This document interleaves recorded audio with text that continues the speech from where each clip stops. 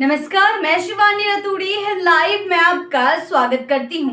बिहार विधानसभा चुनाव में महागठबंधन ने सीट शेयरिंग की औपचारिक घोषणा तो अभी नहीं की है, लेकिन मैदान में चुनावी जंग शुरू हो चुकी है। गठबंधन में शामिल दलों ने बिना किसी औपचारिक समझौते का इंतजार किए अपने अपने उम्मीदवारों के नामों का ऐलान करना शुरू कर दिया है। सबसे पहले वामपंथी दल सीपीआई माले ने बड़ा दांव खेलते हुए 18 उम्मीदवारों की सूची जारी कर दी है। इसके बाद सीपीआई ने भी 6 सीटों पर अपने प्रत्याशियों के नाम घोषित कर दिए हैं, जिससे यह साफ हो गया कि वाम दल चुनाव में अपने दम पर भी मैदान में उतरने की तैयारी में है। आरजेडी ने भी 143 सीटों पर उम्मीदवारों का ऐलान कर चुनावी बिगुल फूंक दिया है। वहीं कांग्रेस ने 48 सीटों पर अपने उम्मीदवारों की लिस्ट जारी कर दी है। महागठबंधन के छोटे सहयोगी दल वीआईपी भी पीछे नहीं रहे, उन्होंने भी 11 सीटों पर अपने प्रत्याशियों की घोषणा कर दी है। दिलचस्प बात यह है कि अभी तक सीटों के औपचारिक बंटवारे पर सभी दलों में सहमति नहीं बनी है, लेकिन प्रत्याशियों का नाम घोषित कर हर पार्टी ने साफ कर दिया है कि वो किसी भी देरी का इंतजार करने के मूड में नहीं है।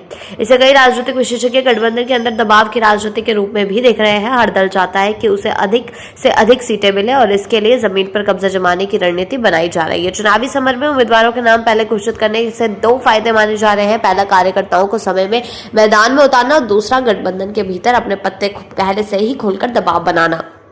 शेयरिंग को लेकर तनाव भी बढ़ा है। सूत्रों की माने तो सीट बंटवारे पर लंबी बातचीत के बाद भी कुछ अहम इलाकों में सहमति बनाना आसान नहीं दिख रहा है, लेकिन उम्मीदवारों के नामों का लगातार ऐलान ये भी संकेत देता है कि अब चुनावी रण में हर दल अपनी सियासी जमीन मजबूत करने में जुटा हुआ है, कोशिशों में जुटा हुआ है, पूरी ताकत के साथ कोशिश कर रहा है। अब नजर इस बात पर है कि आधिकारिक सीट बंटवारे के ऐलान के बाद महागठबंधन में सब कुछ सहज रहता है या फिर अंदर ही अंदर चल रहे असंतोष किसी बड़े राजनीतिक मोड़ में बदल जाता है। क्योंकि जिस तरीके से देखा जा रहा है क्या कुछ चल रहा है बिहार की राजनीति में, महागठबंधन का पाला जो है पूरा बिखरा हुआ नजर आ रहा है। कुछ भी देखने को नहीं मिल रहा है, सीट बंटवारे पर सहमति नहीं बन पा रही है और ऐसे में हर दल अपनी अलग अलग राह चुन बैठा है, अपनी अलग अलग राह बनाकर वो अपने अपने उम्मीदवारों के नामों की घोषणा कर रहा है। तो ऐसे में माहौल जो है बहुत ज्यादा गर्माता जा रहा है।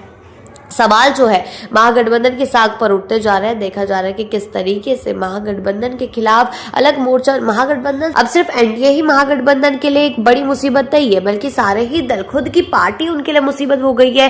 कांग्रेस में ही अपने आप में भिड़ंत चल रही है, राजद के अंदर अपने आप में भिड़ंत चल रही है और राजद कांग्रेस के बीच भिड़ंत चल रही है, वीआईपी के बीच भिड़ंत चल रही है। तो यानी कि पूरा महागठबंधन जो है अभी पूरी तरीके से बिखरा हुआ नजर आ रहा है। देखने को मिल रहा है कि किस तरीके से लगातार एक के बाद एक एक्शन जो है लिया जा रहा है पार्टियों की तरफ से।